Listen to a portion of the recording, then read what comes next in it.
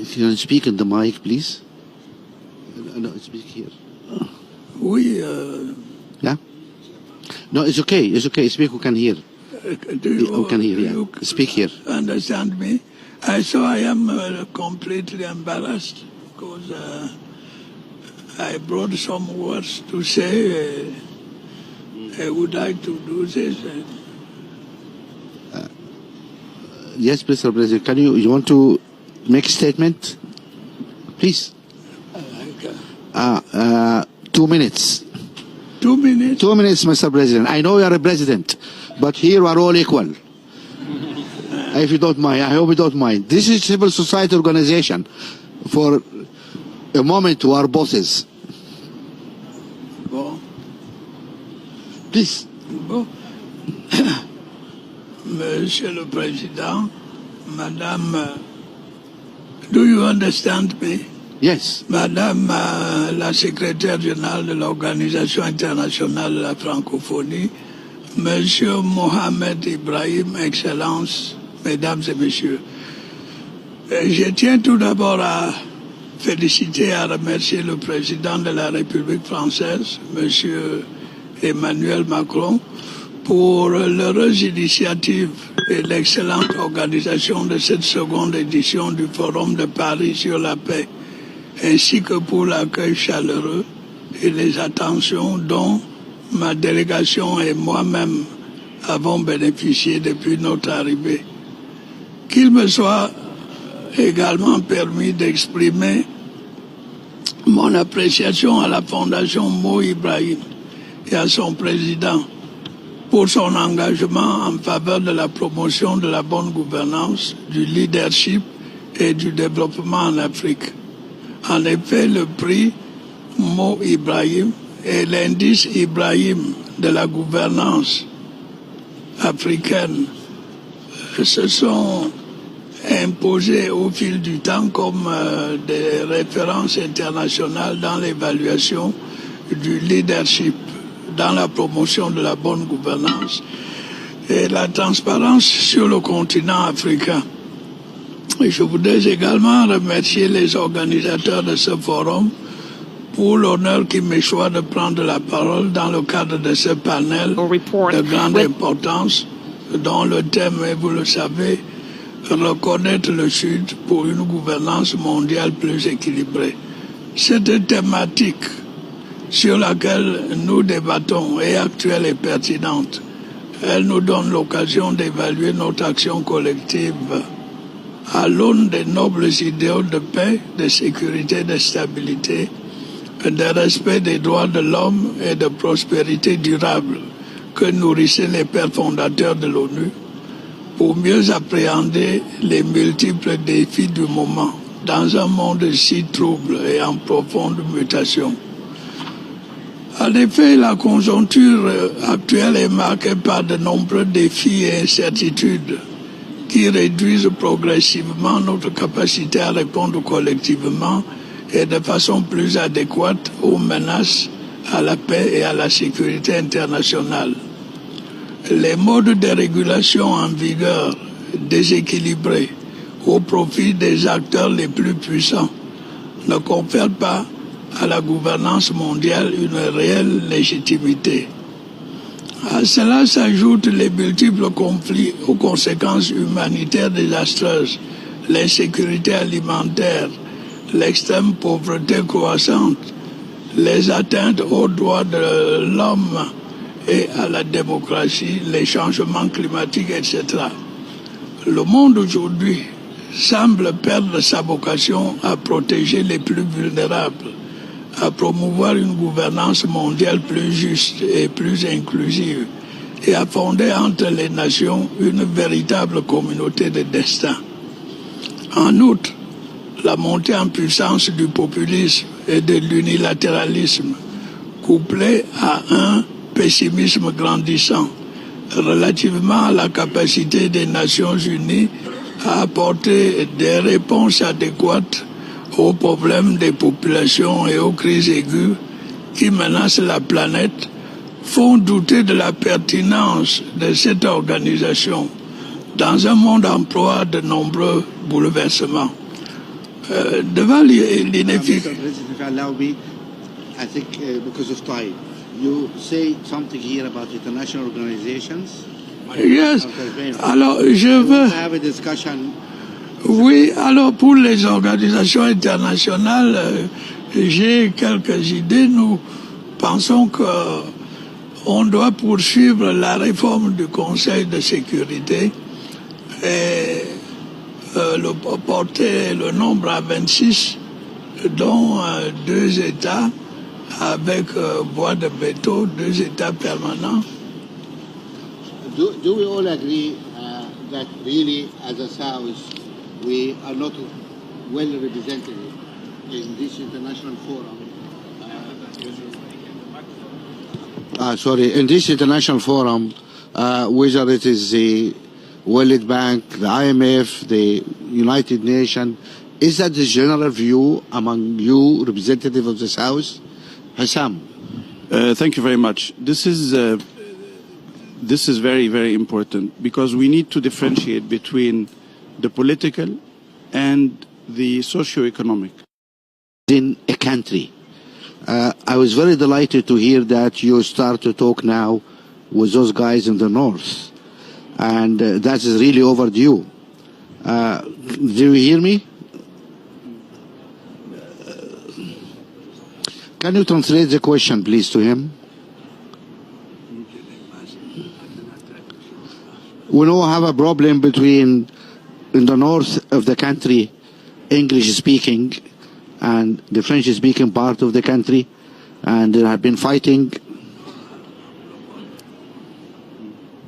Alors, il demande par rapport à l'application de cette collaboration intra-nation à l'intérieur d'un même pays, faisant référence aux difficultés que votre pays connaît entre les différentes communautés. Est-ce que ça s'applique aussi au niveau d'un même pays?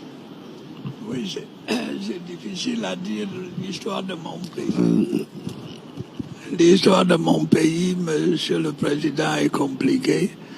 Nous avons été d'abord colonie allemande, ensuite, après la Première Guerre mondiale, l'Allemagne a perdu ses colonies et celles-ci ont été partagées entre la Grande-Bretagne et la France.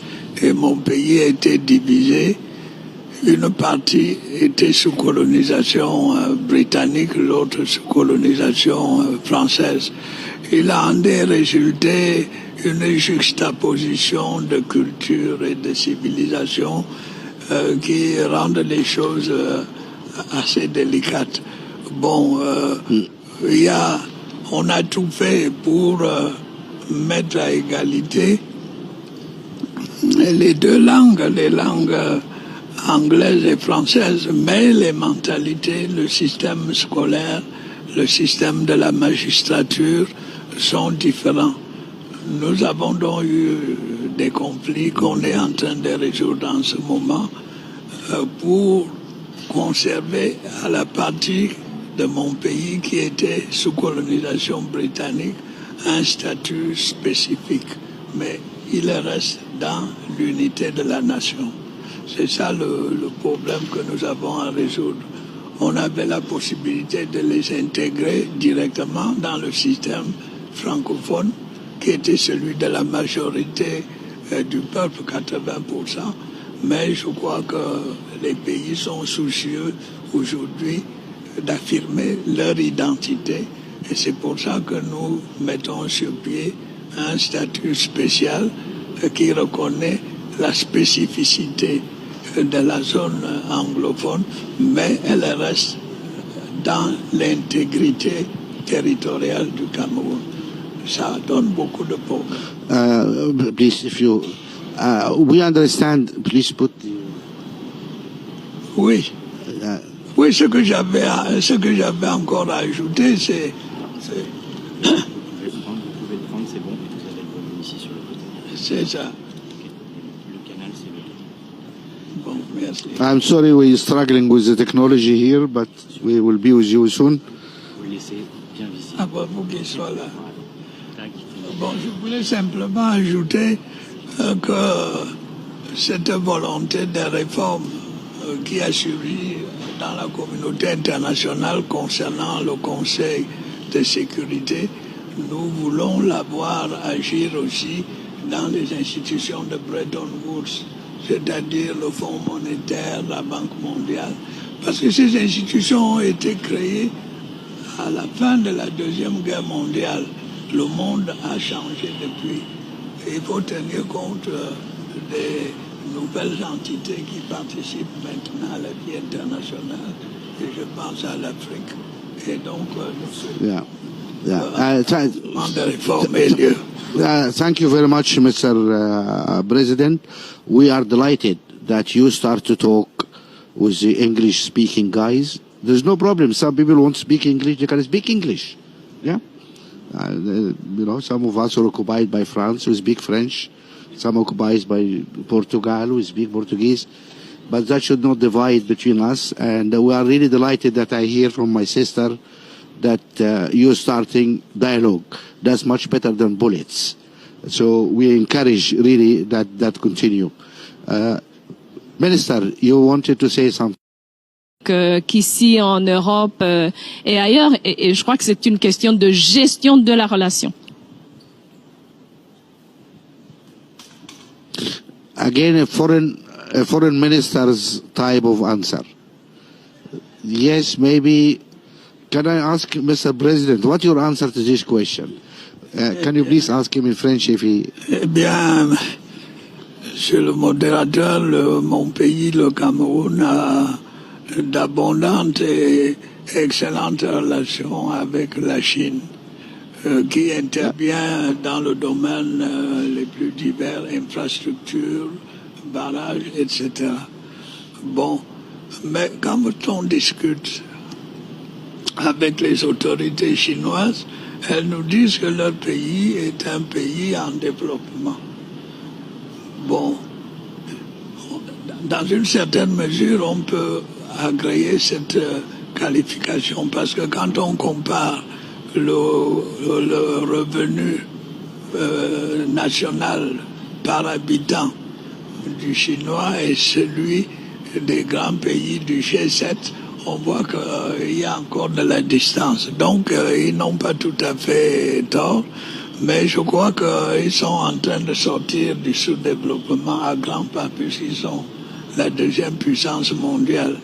Et je crois que ce n'est pas seulement le Cameroun, mais la plupart des pays d'Afrique entretiennent des relations de coopération économique et efficaces avec la Chine.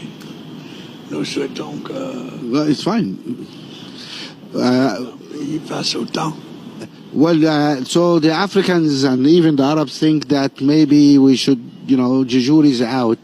You are a neighbor of China. What Cambodia think? Is China part of the South, or China moved now to join the other camp? C'est bien. C'est une bonne question, monsieur le modérateur. Je pense que quand on parle du pays du Sud, il faut certainement, quand on parle de la Chine, exclure la Chine des pays du Sud. Bien que géographiquement, la Chine est dans le Sud. Mais il faut dire que la Chine est un pays émergent, éminemment émergent. Donc on ne peut pas dire que la Chine, je peux faire plus partie des pays en développement. Mais la Chine est déjà au-delà du pays en développement. Donc je pense que la Chine ne fait plus partie du Sud. C'est pourquoi quand j'ai parlé des pays du Sud, je fais exception pour les pays émergents. Dans lequel se trouve la Chine, bien entendu. Merci, monsieur le président. Well, thank you for being very, very clear. I would like to invite any questions from the audience because I don't think we have much more time. Who's managing us time-wise here? Okay, you go ahead.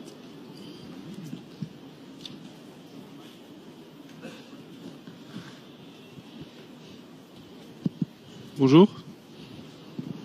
Ça marche ou pas? Oui, bonjour, merci beaucoup à tous, merci Monsieur le Président, merci à vous. J'avais une question pour continuer sur la Chine. Que pensez-vous de la Banque d'infrastructure et d'investissement asiatique? Est-elle un pilier potentiellement pour contrecarrer la position dominante de la Banque mondiale et du FMI? Et peut-être que d'autres initiatives de ce type se créeront dans d'autres pays du Sud. J'aimerais que vous puissiez commenter la création de cette banque d'investissement par la Chine plus récemment. Merci à vous.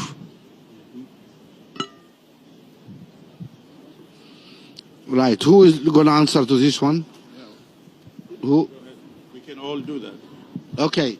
Okay, go ahead. So I think it's an excellent question. And my answer is that if the existing institutions which came into place post-World War II don't accommodate the South, you're going to have such initiatives. I mean, take G20. It is basically because the G7 or the G8... I think the answer is clear and accepted. We will ask for another question. We need to give more people the chance. Yes, that's a clear answer. Please. Thank you so much. I'm called Kiza Saddam Hussein from Uganda. I'm an attorney. My question, I'd love to go to the panel, but most importantly, Mrs. Mushikiwabo. We understand that Africa is rising and the population is equally rising. And we know the law of UN Security Council to solve global conflicts. And Africa has been home to many civil conflicts where definitely Security Council has mediated or solved those conflicts, and others are still continuing. So do you think the composition of Security Council does not really accommodate real representation, inclusive representation in solving global conflicts, because we don't see Africa as a continent represented on the Security Council, and do you think should be changed so that we have a permanent representation? Thank you. Louise. Eh bien, moi, je pense que le fait que l'Afrique ne soit pas représentée au Conseil de sécurité ne doit pas être une excuse pour l'Afrique pour rester dans le conflit. Je crois que c'est une question d'intérêt de nos pays pour nos populations.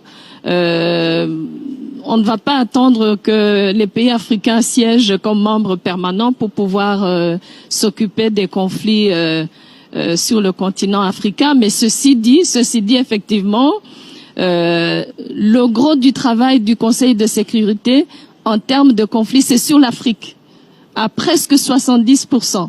Donc c'est une injustice, mais ceci dit, je crois que l'Afrique doit s'occuper de ces conflits, doit arrêter les conflits, doit aller à la médiation pour les conflits, sans attendre que le Conseil de sécurité permette à l'Afrique de s'asseoir autour de la table. Okay, Louise.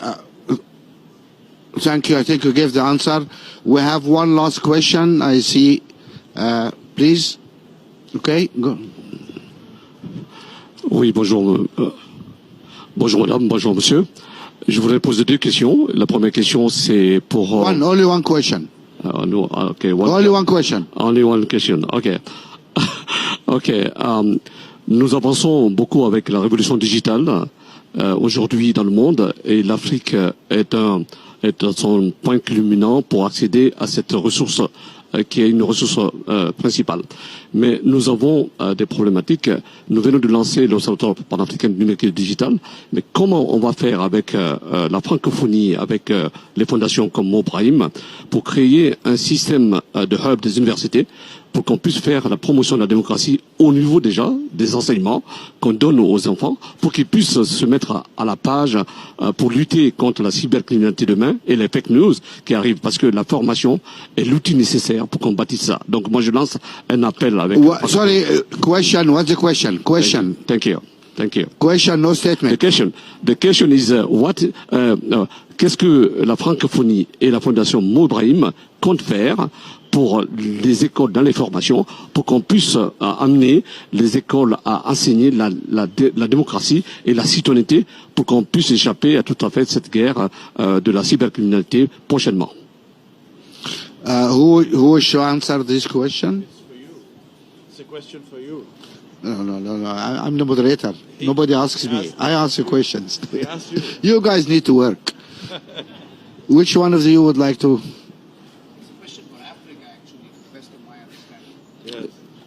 You are eloquent. You go ahead, Sister Louise. Merci, merci. Je pense que c'est une question qui a beaucoup de sens. C'est aussi une question qui concerne, au-delà de la Fondation Mo Ibrahim ou de l'organisation que je représente, la francophonie, c'est une conscience nationale surtout. C'est une conscience nationale. Nous, à la francophonie, dans le travail que nous avons entamé dans le domaine du numérique, effectivement, nous comptons réveiller les consciences dès le plus jeune âge sur les dangers qui guettent ceux qui sont déjà engagés dans le domaine du numérique. Mais bon, écoutez, les fausses informations, les infox ne sont pas nouveaux. Je pense que ce qui est nouveau, c'est la capacité de propager les fausses nouvelles. Mais pour moi, c'est un effort collectif. Au-delà de la francophonie, c'est les États eux-mêmes dans le système éducatif, mais c'est aussi nous tous, c'est la Fondation, c'est la Ligue arabe, c'est un effort collectif. Well, thank you very much. With this, we come to the end of this discussion. We could have had more time, but I'm told that it's finished. I would like really to thank Mr. President, His Excellency, and all our good friends here for the frank and honest discussion. Thank you very much.